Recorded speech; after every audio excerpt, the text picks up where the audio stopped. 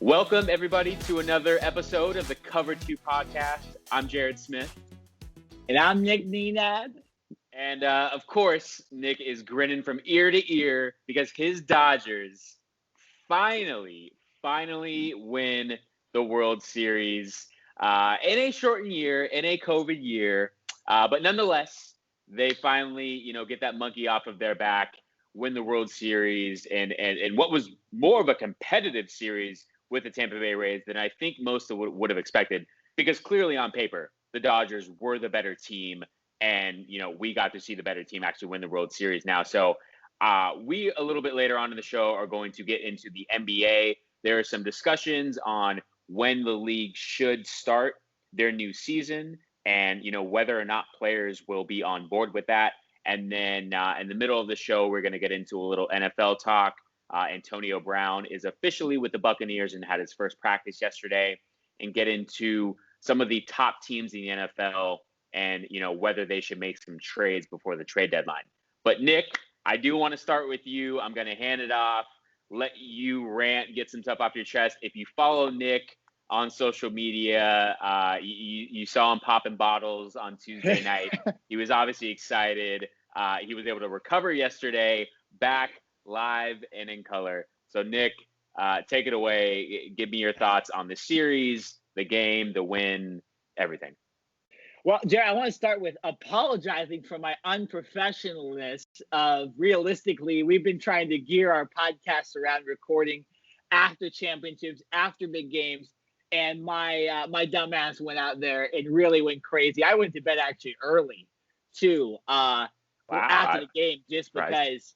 Yeah, it was. I needed it. There's a lot. This series was very stressful, and you brought up the fact that the Tampa Bay Rays really brought it. Now, kind of some screwy ending to that Game 4 and stuff. I think realistically, this probably should have went 5, like we both predicted. But nonetheless, that's what happens in baseball. It's what happens in sports. Sometimes stuff goes a little long, but nonetheless, my Dodgers won the World Series. I'm gonna be a little toned down just because I went so crazy. Again, go look at my Instagram and go look at my Twitter, and I'll post it again in promotion for this podcast as well. If you didn't see it or you just know the link's coming out, go check my Twitter, Instagram, how I hyped it. You'll see my videos again and see my celebrations because they were as legit as it gets. But yeah, man, Jared, 32 years in the making. Obviously, I'm not 32 years old, so I didn't live through what a lot of other people had to live through. The last World Series happening in 1988, of course, the Kirk Gibson home run. And really, for me, being a lifelong baseball fan, having a dad play in professional baseball organizations, playing baseball through high school, being asked in college to potentially join a baseball team, it really, baseball's my sport, right? Those are my teams Right. that I really, really love to follow. And I watch a lot of games during the regular season, and I contribute to the ratings that the MLB wants and people watching games and stuff like that, because I really do love both the Dodgers and the Angels here in Southern California. And it's so good going back to about 2013, having not won a World Series up until now. It really was heartbreaking. All those memes about how Kershaw and Kenley Jansen and how Dodger fans felt in October. It was true. I mean, I'd go into it kind of emotionally trying to, hey, we might win it, but again, we might screw it up. And it did feel a little bit better before the season with the Astros whole thing being exposed, that they were likely cheating against that 2000 the best team up until this year. I think this year was the best team we had. And then losing to Boston, just getting smoked. I mean, we really realistically should have got swept in that series. So it hurt a little less, the whole debacle with Dave Roberts last year against the Nationals and pitching. And it's just, finally we did it this year. We were down 3-1 to Atlanta. We came all the way back. Great Game 7.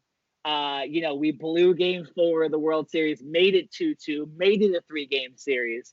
But ultimately won a really close, tough game, Game 6.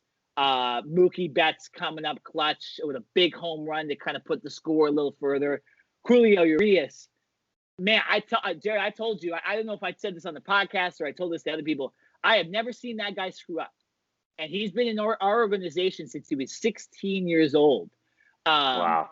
And so he's a veteran in the organization, not realistically in the MLB.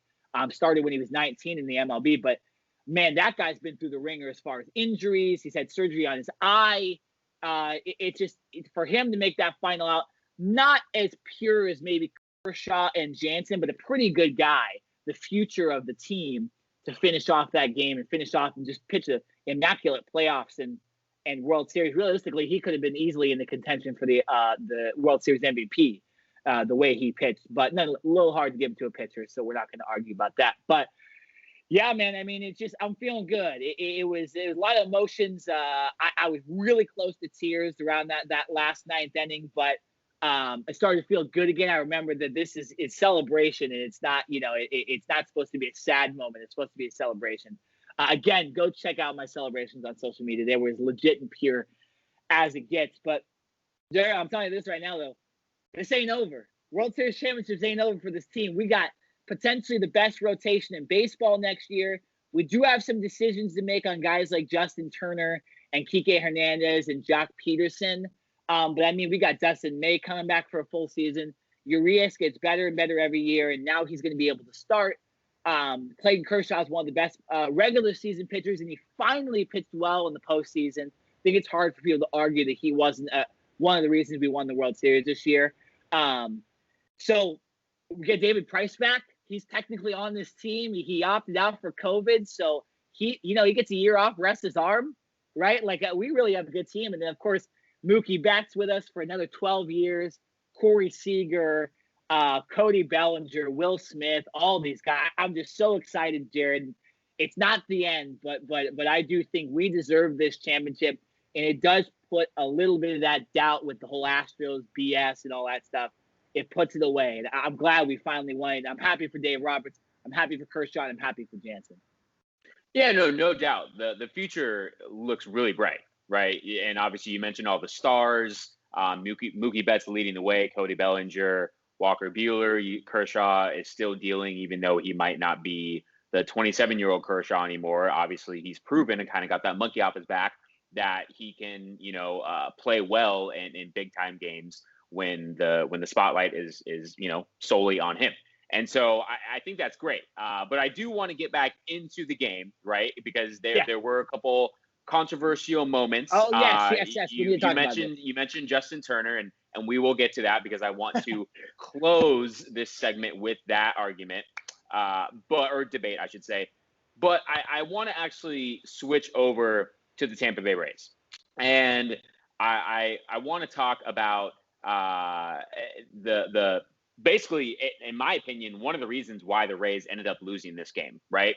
So if you're Tampa Bay and you've got Snell on the mound, right, and he's pitching a gem, right? Yeah, I mean, I think he had given up 2 hits in his 5 1/3 innings, and all of a sudden he gets pulled.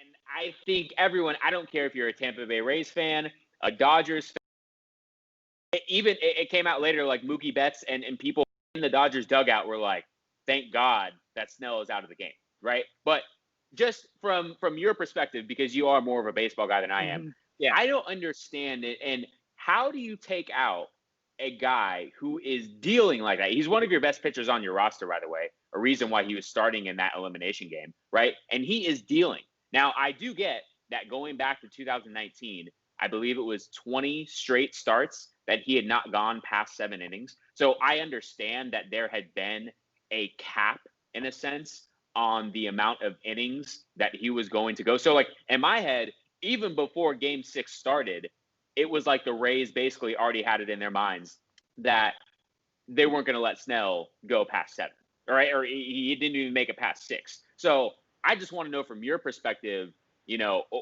what were the Rays thinking, or what do you think was the reason why Blake Snell was pulled when he was pitching so well? I mean, unfortunately, if you're a Rays fan, it's because of what you described. He hadn't been past the 6th. He hadn't been into the 7th inning since July of 2019. And why is that? Young pitcher trying to protect his arm. That 2019 year, funny enough, was his Cy Young year, which is so he won the Cy Young pitching only into 6 innings, which is kind of interesting to think about too. Should we be giving guys the top pitching award if they're not really even pitching like all the way into games, right? Like when other guys are going 8, 9 innings, Garrett Cole guys like going 9 innings. I mean, your stats are going to be more effective the more innings you pitch. So the less innings you pitch, right? Like if you're just not giving any runs and they're taking you out before you reach the third half of the lineup, or the lineup a third time around, should you get the award? Nonetheless, that's a different discussion. The difference with this one, where they took Blake Snell out, was he was at 73 pitches. Okay, innings don't matter realistically. It's the pitches that your arm is feeling. You could pitch 3 innings and pitch 100 pitches. And that's the same as pitching 6 innings and 100 pitches. Not exactly the same because there's the stress of going in, taking a break, restarting your arm, coming back out. But still, like, this is a pitch count thing. I don't know why an innings thing makes a lot of sense. So, no, they shouldn't have took him out because he was at 73 pitches. He'd also been the dealing in this game. I mean, we were getting dominated by Blake Snell. Lucky for me, I put him in a couple DraftKings lineups just in case he pitched well, and it ended up being successful with me. I also had Mookie Betts, so you can see why that ended up being good for me. But nonetheless, I knew he was going to pitch well because he hadn't pitched well the first half of the playoffs. World Series Game 2 pitched really well. Only went to 4 innings. Similar thing. They took him out, but that game he ended up really kind of screwing it up in the 5th inning. This game, though, was different. He really had not given up really any base runners. It was 1 hit from Chris Taylor to left field. He was dominating even better than he was in Game 2 when he started. The other problem to this is the guy they brought in, Jared, for Blake Snell, because the guy they brought in was Nick Anderson. Now, Nick Anderson, during the regular season, gave up 1 earned run in 16 innings. 1. 2 runs overall, just to show you how impressive that was. In the playoffs, in about 15 innings, 9 earned runs. So you're looking at here a guy that just was not even good in the playoffs that you're bringing into one of the biggest moments of your playoff, of your World Series. So not only is it a decision that doesn't make sense based on pitch count from Kevin Cash, the guy you brought in made even less sense. And that's why they ended up scoring the runs. I get it. One of the runs was scored on a ground ball that Mookie Betts just sprinted past everybody, and beat it out. But still, you can't bring that guy in. And the Dodgers actually hit the Rays bullpen a lot better than they hit the starters, to be honest, most of the series too. So as far as when you look at guys specifically coming in for moments, there was a lot of like big home runs the Dodgers hit against the Rays bullpen. So I wouldn't have trusted the bullpen at that point when Snell was pitching well. So, but Jerry, I'll say this. Isn't it kind of funny that like the Rays lose this World Series based on a horrible pitching change from a manager when all we've been talking about the last 3 years was pitching changes by Dave Roberts? It almost is like the baseball gods gave us that moment. And like you mentioned too, with Mookie Betts and other guys saying, oh, we were excited he was taking out, I started cheering. I'm like, yes, let's go, And I didn't know if we'd score runs, but it was more the fact that we didn't have to face Snell anymore. I get analytics, I get all that, and the Rays are extremely analytical. I mean, in this World Series, they had 4 main outfields a lot of times against certain players. So they're very analytical, but sometimes analytics can bite you in the ass. And you look at the Houston Rockets in basketball, they've now transformed their whole organization in the manner of about 3 podcasts now, where they have hired a new coach. They've given away their GM. They've given away essentially that whole process they've been doing because they realized it didn't work. You can't go completely on analytics. You incorporate them into what you have. And the Rays need to look at this. And if they're in the World Series next year, make better decisions. But a horrible decision on both the pitch count part and bringing in Nick Anderson specifically. Yeah, you just and to see Blake Snell's face, in the post-game press conference, sitting there and having to answer those questions of, why did you get taken out? Did you agree with your manager's decision to pull you out? And obviously, he's not trying to throw his manager under the bus, right? But I mean, you can just see it on his face. He's like, yeah, of course I wanted to stay in. And everyone, you didn't even have to know baseball. You really don't. You don't have to understand baseball to if you just looked at Blake Snell and the way that he was pitching and how poorly the Dodgers hitters were reacting to Blake Snell. It was just you leave the guy in. This is the World Series. A pitch count goes out the window. Innings go out the window. I would have let Blake Snell go 9. I would have let him go 10. And like you mentioned, the other crazy part is the fact that the Rays brought in a guy who had just not been playing well, pitching well in the postseason. It's like it's one thing to take Blake Snell out, but then you're going to bring a guy in that is lacking in confidence because, like you mentioned, you've given up 9 runs already in the postseason. It just doesn't add up to me. And if that was their analytical plan, then they need to fire whoever the hell is doing their analytics and get someone new in there because that is not it led them to the World Series, their analytics, but it did not get them over the hump. Derek, that guy needs to be fired. Do you want to hear something funny? I think you know this too. The analytical system that the Tampa Bay Rays have incorporated was created by Andrew Friedman, the same Andrew Friedman that just led the Dodgers to the World Series. Andrew Friedman did what I'm talking about. He incorporated statistics and analytics into a monster roster and let guys like Mookie Betts do what they want and let guys like Kershaw and Buehler go long. Yes, they've incorporated analytics with guys like Dustin May and Julio Urias, who have very young arms. They've had Tommy John surgery, and even Walker Buehler 2 years ago, limiting him to certain innings, which makes sense. We've seen that with Steven Strasburg. Steven Strasburg then wins you a World Series in 2019 because his arm is full and it's ready to go. So, but Andrew Friedman, funny enough, is the reason he's the guy that hired all those guys. And now he's playing against them and almost used the system against them by saying, oh, I just moved to a team that can actually afford players. And now my system works because that's what happened. So funny enough, who you're saying to fire, he already left and he went to the Dodgers and beat them in the World Series. So yes, what you're saying is they do need to look into the system and maybe fire somebody that makes those crazy decisions.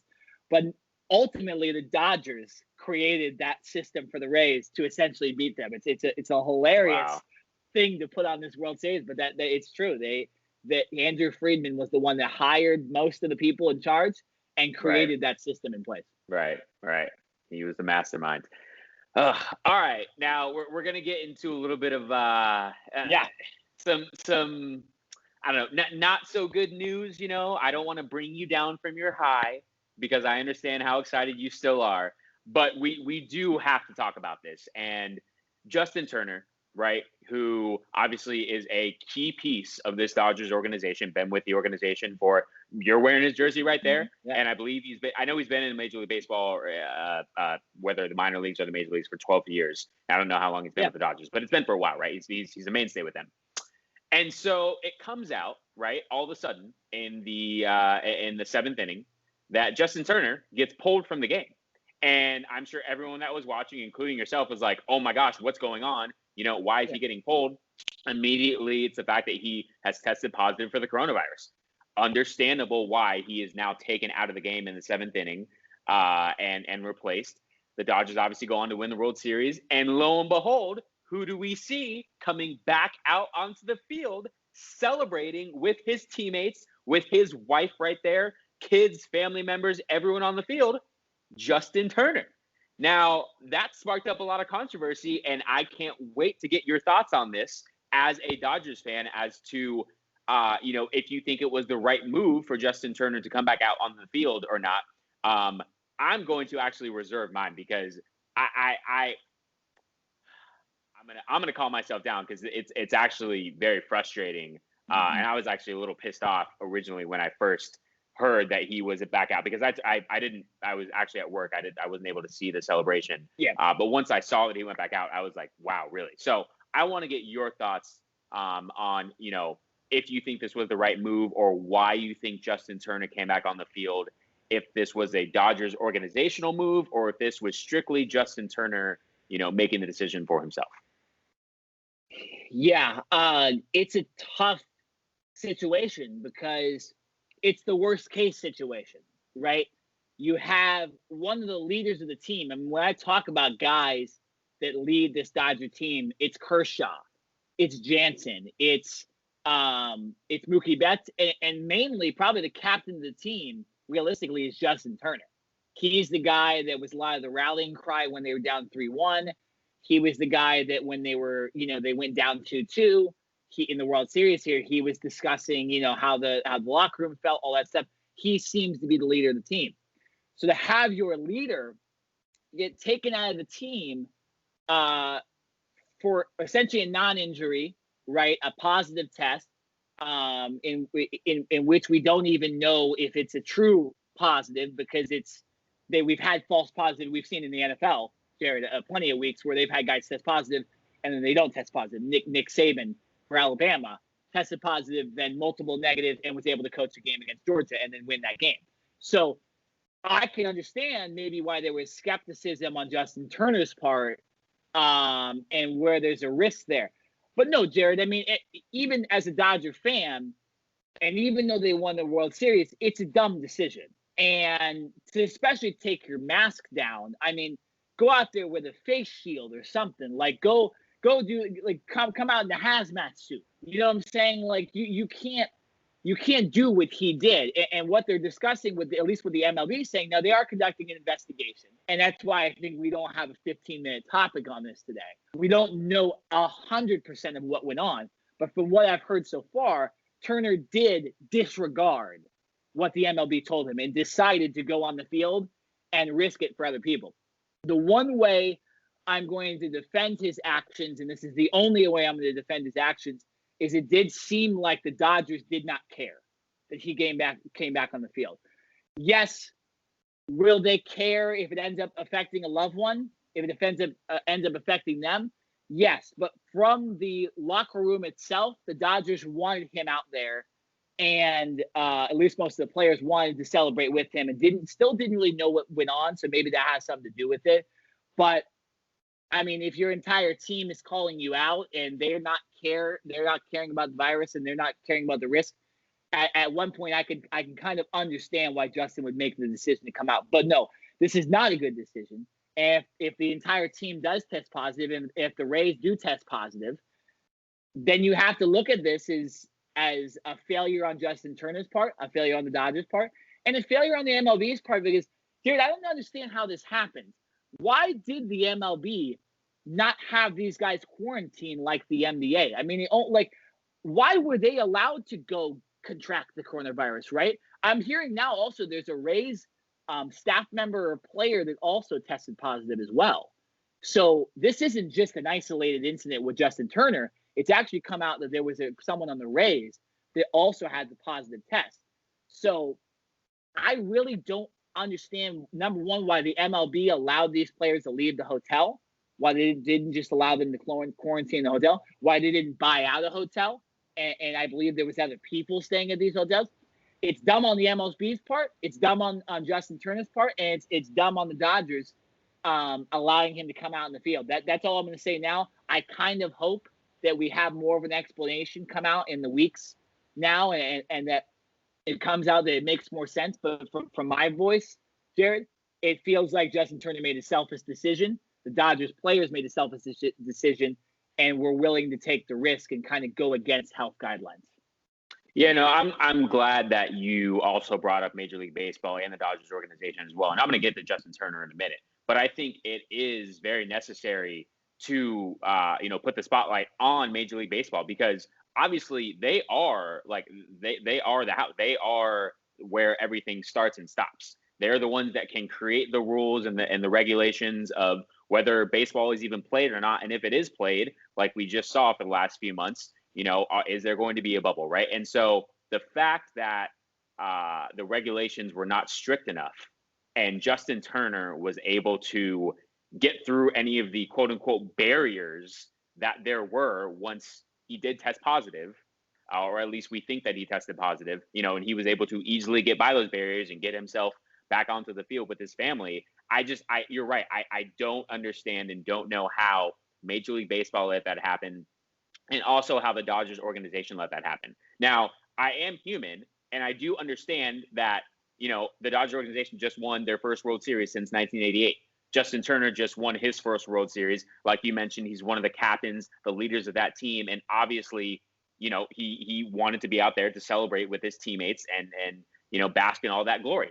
I understand that from a human perspective, but from another human perspective, if you test positive and as more information is coming out, as I heard this morning, it was actually the day before the game. So it would have been Monday. Justin Turner actually tested positive. Now, that hasn't been like 100% confirmed, but that is the, I guess, rumor that is out there now, that Justin Turner tested positive on Monday and they did another retest. And apparently that retest came back on Tuesday. Now, I don't know if that second retest was another positive or if it was inconclusive, but either way, the Dodgers or someone in the organization obviously felt strongly enough to say, hey, Turner, you're out, right? Because you wouldn't just pull him during the game for no reason. So Justin Turner, in my opinion, knew that there was a possibility that he had COVID the day before the game, right? So from Major League Baseball's perspective and from the Dodgers' perspective, I think you have to put it on them as well to even let Justin Turner play in Game 6, knowing that there was a possibility that he had it, right? So, okay, now you let him play, and then you pull him during the middle of the game. So if you pull him, in my just opinion, if I'm the Dodgers organization and I pull him from that game, I'm saying, all right, man, I'm sorry, dude.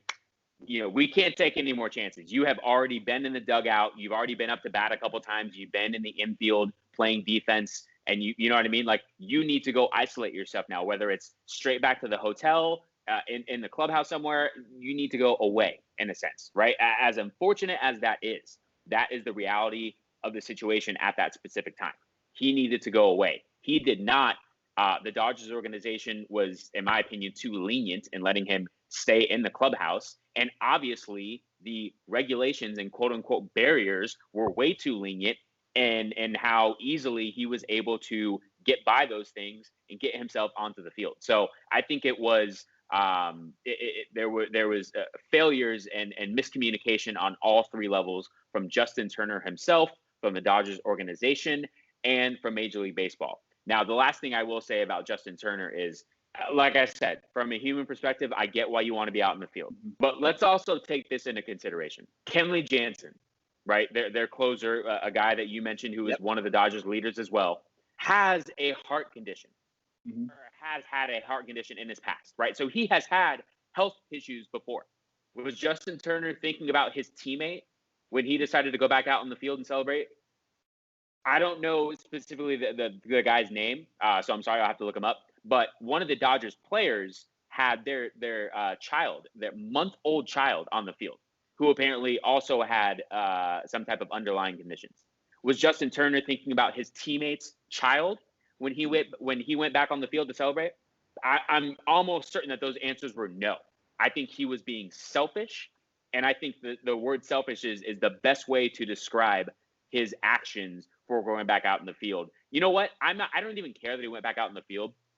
I would have been totally okay if he wore a mask, went back out in the field, and kind of just kept his distance from everyone else, right? You can still be on the field. We're not asking you to, go back to the hotel or take a flight on your own back to LA, right? You can still be a part of the celebration. You just can't literally be shoulder to shoulder, hugging your teammates, dapping everyone up, taking your mask down, talking, you know what I mean? Like, there has to be some type of, and the other thing is too, the other players knew, the manager knew, the other coaches knew, right? So it's a failure on every level. And I just, hopefully Justin Turner, it comes back that it was negative, because I think to this point we still don't have a conclusive positive test. But the fact that there is a chance that he can be positive, you have to take extreme measures.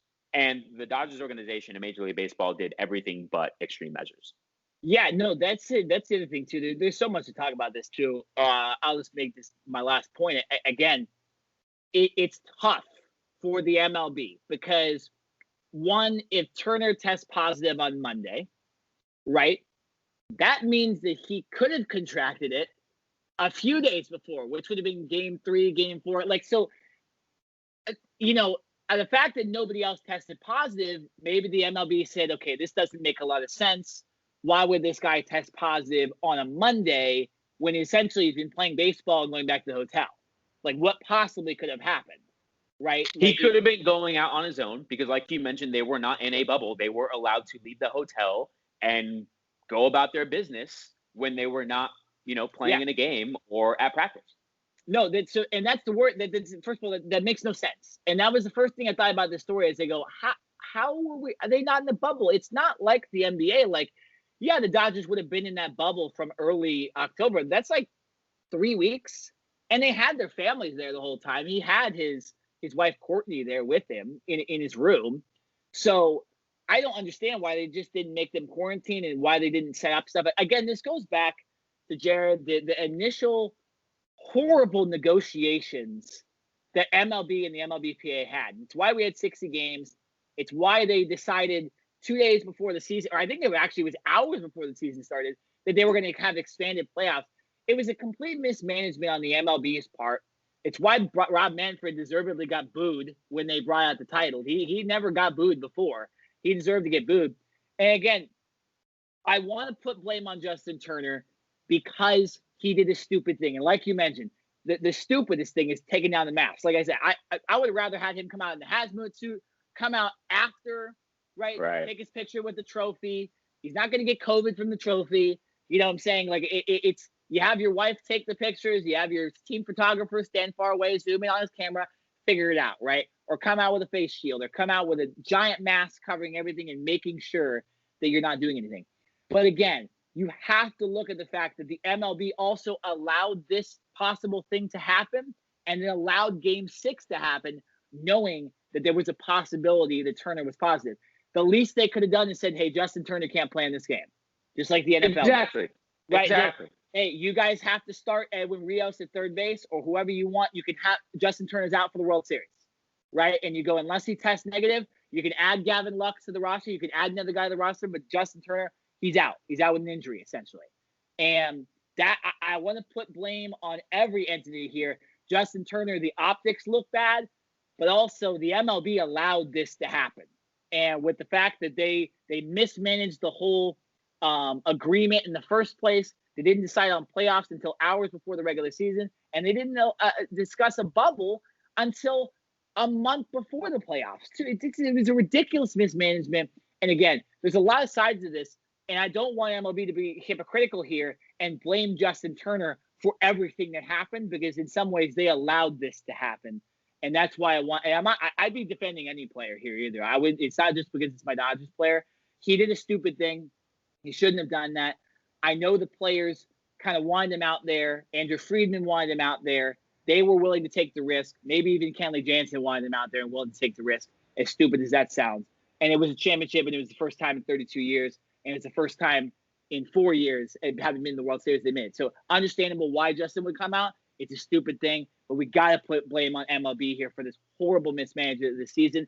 And I'm not excited about what they're going to decide for next year, because I'm sure it will be equally as bad as what they did this year. So, it's terrible. It's terrible, Jared. But yeah, we do need to move on though. We have a lot of NFL topics to talk about here, so we want to get into this. I think we're already 30 minutes in. That's what happens, man. We got a good discussion. This Turner thing is not over, and we will discuss this later on. Oh, we're coming back. We're coming back to this for sure. No doubt. Okay, so football, trades, signings, everything's going on here. The trade deadline for the NFL is election night, so it's easy for you guys to remember that that's when the trade deadline is. So essentially, these teams have 1 week to decide what they want to do, and even a team playing on Monday Night Football like Tampa Bay and the Giants have to decide whether they want to trade players and do all that stuff. So what we're going to do here is we're going to discuss Antonio Brown to start. But later we will get into the 5 top teams in the NFL record-wise. There's one team that's undefeated, the Steelers, and there are 5 teams that have 1 loss. We will also discuss the NFC West. So we'll leave the Seahawks out of that. So we'll talk about the top 5 teams in the NFL. I will ask Jared whether this is the top priority, this position, and he will tell you in a quick manner if that's not, and what should be the position. So, but Jared, let's get into Antonio Brown. He signed with the Buccaneers in the midst of our 2 podcasts. Kind of randomly, we heard about the Seahawks potentially, and the Bucs kind of come out of nowhere and sign him. Now Chris Godwin has a broken finger, so they kind of need Antonio Brown. I believe he can't play until week 9, which would be after the trade deadline. So because he's suspended through this week, so he literally can't play. But he's going. Meanwhile, I think he's going through the COVID protocols, and he's been at practice, so we know he'll be available to play week 9. Jared, your first thoughts? Antonio Brown being added to this Buccaneers roster with Tom Brady, Mike Evans, and Chris Godwin. You just said the name right there. Antonio Brown has one man to thank for getting another job opportunity in the NFL, and that is Tom Brady. Right now, obviously, everyone knows that last year, Tom Brady's last year with the Patriots, he was crucial in getting Antonio Brown to the Patriots, even though Antonio Brown only played one game, and it was when the Patriots played the Miami Dolphins. Antonio Brown ended up scoring a touchdown. And it looked like things were going to go great. And then obviously, just like with what happened in Oakland, Antonio crashed and burned and basically, got himself kicked off of his third team in a sense, right? He obviously made a name for himself with the Pittsburgh Steelers, arguably became one of the best receivers and highest paid receivers in the NFL. They had a falling out with the Steelers organization. Just a little bit of a background for people who don't know how Antonio Brown, one of the best receivers in all of the NFL, has gotten to this point. He then gets picked up and traded, to the Oakland Raiders. And obviously, if you're Derek Carr and John Gruden and that Raiders organization, you are like, oh, yeah, bring it on, man. Antonio Brown, let's go. Antonio Brown does not suit up for one game. I believe he was there for some of the preseason games, but he did not suit up for one regular season game with the Oakland Raiders because there was more turmoil. Antonio Brown was all about himself, and he got himself kicked off of his second team. He then gets signed later that same season last year with the Patriots, and I just mentioned only played one game. Antonio Brown is like, he's got to be a cat. The guy has 9 lives, right? Because listen, I understand that, he can still play, but at what point do you say, okay, how much as an organization and as a head coach, and I'm talking to Bruce Arians right now, how much are you willing to put up with? Is Antonio Brown's production still elite enough to where you will put up with his antics, right? Because what happens when Antonio Brown gets on the field and plays a game and he has 0 catches, or maybe he has like 2 or 3 looks his way, but he has like 10 yards with 1 catch, right? What happens when Antonio Brown does not get the football? He is not the main focal point, and he starts to lash out again. Because so far, he's done that with every organization that he's been in. So what is to say that he will not do the same thing again here with the Tampa Bay Buccaneers? Jared, there's a lot of evidence to point that he would do the same thing again, and it's on him because technically the Buccaneers don't need him, right? I discussed that they might need him in the next few weeks because of Chris Godwin, but they have Mike Evans. They have Tom Brady. They have Chris Godwin. They have a great running back core. They have Bruce Arians, who's been a quarterback guru his whole life. He's coached the likes of Andrew Luck, Ben Roethlisberger, Peyton Manning, and now Tom Brady. So he has everything behind him. But again, the Raiders kind of needed Antonio Brown. The Buccaneers didn't. Last year, the Patriots didn't need him. They traded for him. Once he started spouting off again, they traded him, and the Patriots made the playoffs last year, right? They still did technically end up needing him in the end of the year because of injuries and stuff like that. But, right, they don't need him. So it's on Antonio Brown. And I think this will be his last chance. And if he does not succeed in this position, I do think it's the end of his NFL career, and it would only be himself to blame.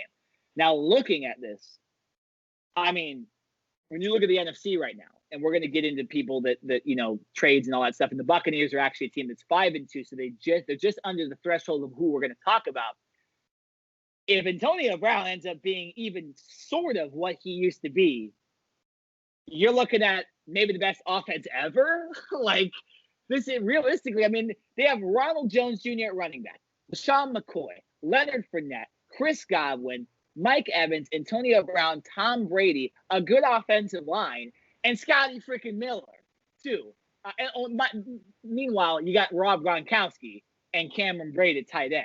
So, for the Buccaneers, this could be their ticket to the Super Bowl, potentially. But if it ends up not working out, it's low risk. He's on a 1-year deal. I think it's good for both sides. Antonio Brown has a chance to prove himself again in the best situation possible. He doesn't need to be the top guy. And the Buccaneers don't really need him and can only succeed. So I think I'm going to look at it that way. I add him to my fantasy team already, and I hope he goes off. No, listen, I didn't mean to be, the negative guy. I just wanted to It's point fine. out Yeah, this fine. is, why Antonio Brown is in this particular position right now, right? He went from making like $16 million per year to now having a base salary of $750,000. And with incentives, as in if he plays in a certain amount of games, a certain amount of snaps, the Bucs make the playoffs, he gets to the Super Bowl, all of that stuff, he could potentially have a total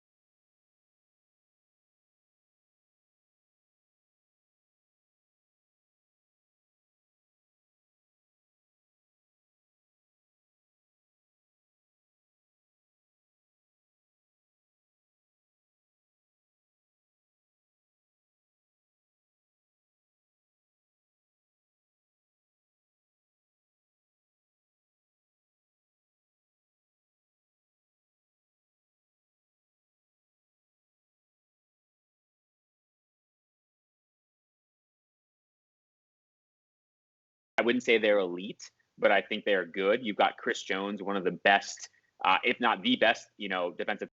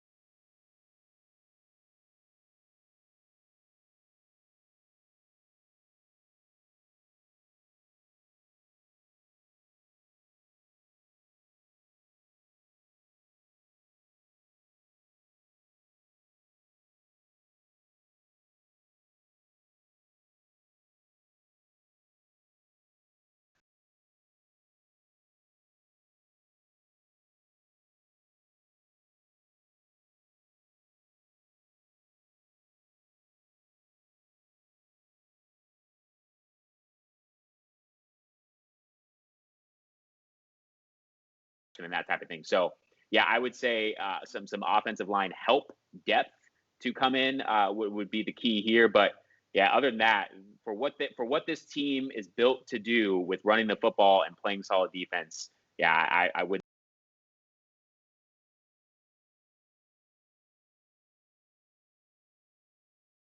Yeah, they already have top offense too. So then Derrick Henry is just playing like a man possessed right now. Unreal. So, but again, yeah, I mean that could change if teams key on a certain offensive lineman. Taylor Lewan, one of the best offensive linemen in the game. Now without him out, it definitely hurts their running game for sure. All right, last team we'll talk about before we get to the NFC West is the Baltimore Ravens. They got. I'm having trouble kind of maybe they need some wide receiver talent. I know they just signed Des Bryant to the practice squad, but I'm just going to toss it to you. Who do they need? Because they got Ngakoue. I think that's enough. Is there another position they need? Yeah, this is I might have said this, about the Chiefs, but I think the Ravens are probably the next team in line as the most complete from top to bottom. The one thing I will say is they are, I believe it's second to last in the league in overall passing yards. And obviously that's not what they like to do. Lamar Jackson is not going to just drop back as a pure passer. They like to do a lot of funky things with him. But I don't think they need another elite receiver, because I think the combination of Marquise Brown, Willie Snead, and Miles Boykin, I think that is good enough for this offense. I don't really know who they need, right? And let's talk about Ngakoue for a minute, because they have Calais Campbell. Oh, good. You have Derek Wolfe, Brandon Williams, all on your defensive line, all guys who are just beasts and nasty. That's why they want to have one of the best defensive lines in the game. And then you've got Patrick Queen, who they drafted in the first round this year out of LSU.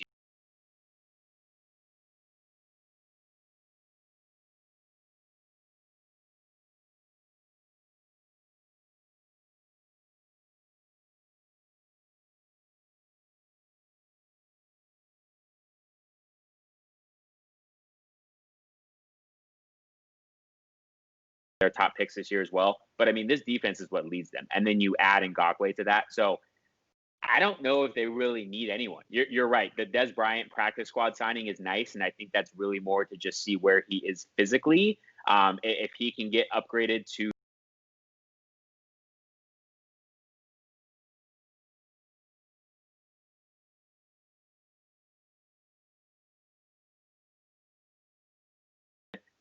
hybrid wide receiver, tight end role, that's great. But I wouldn't say that this Baltimore Ravens team needs another player.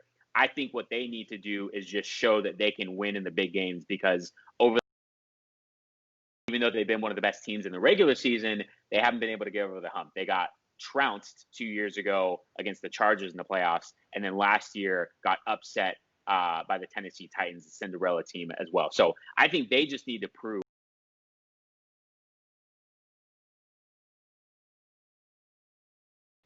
Yeah, no, makes sense. I mean, they're a complete team. Only thing I think of is just that we know that Lamar Jackson, when when it comes to them being down by a few points, it's trouble for him. And maybe just adding another big piece. But again, are they really going to give up anything? Probably not. So great analysis there. All right, we got to go quick on the NFC West here. Just been running low on time on this podcast. So I'll toss it to you first, and then I'll just give my opinion, since this is technically my division that I follow a lot. We have 4 teams in this division, all with the worst record being 4-3, and that potentially worst record could be 5-3 if the 49ers can beat the Seahawks this week. So what in your mind would be the biggest move for an NFC West team to vault themselves to potentially be that top contender? Just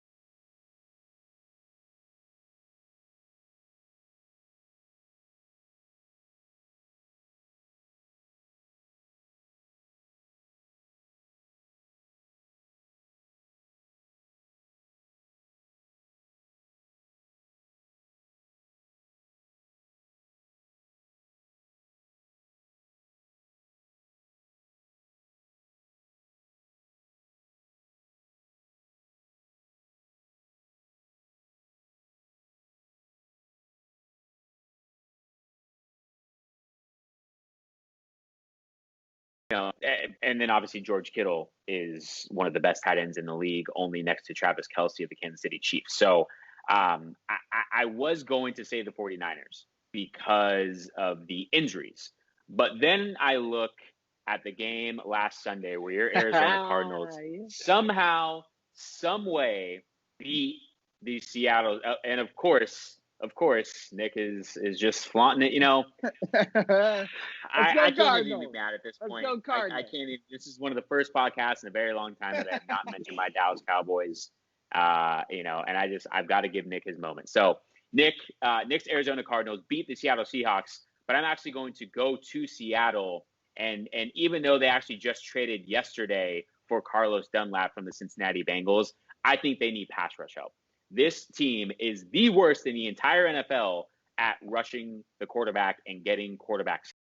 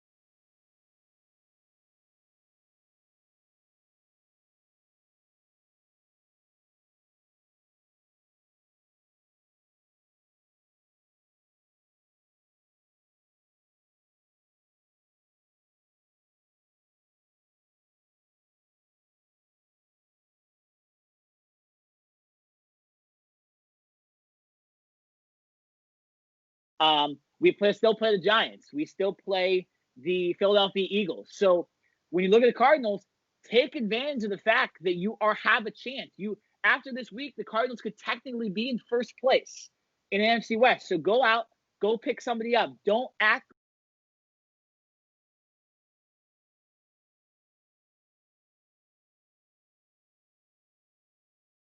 on that defense. Buda Baker's, in contention for Defensive Player of the Year. Patrick Pearson's been playing. Drake Kirkpatrick has been a great second corner, and we get our safety back, Jalen Thompson, I believe, after the bye. So the defense on the back end is fine. We do need to show up the front end, and I think, hey, shock the world and win the freaking NFC West. That's what I say. But all right, so we'll finish off with short discussions. We are going a little long on this podcast, but it's whatever. We got our topics. The NBA. It's come out that the a lot of players are disgruntled by this December 22nd possible start date. And A lot of players want it to be January 18th into January. There's the MLK Day, the symbolism of that, especially with what happened with the bubble and a lot of the BLM protests and stuff like that. That would make a lot of sense. So, Jared, I'll toss to you first, since I just talked about the NFL a little bit last. What are your thoughts on this whole NBA situation, and when should, in your opinion, they start the season? First of all, there ain't no way the NBA should be starting its regular season before Christmas, right? I don't see how that is. I don't know if it's because of like TV contracts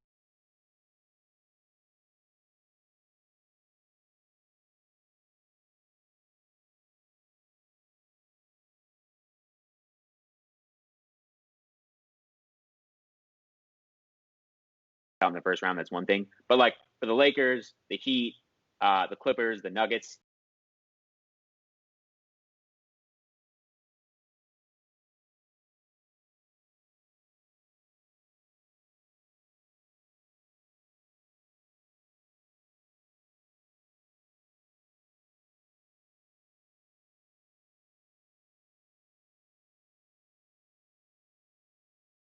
on December 22nd, that you can bet that a lot of veteran players will not be there for the start of the NBA.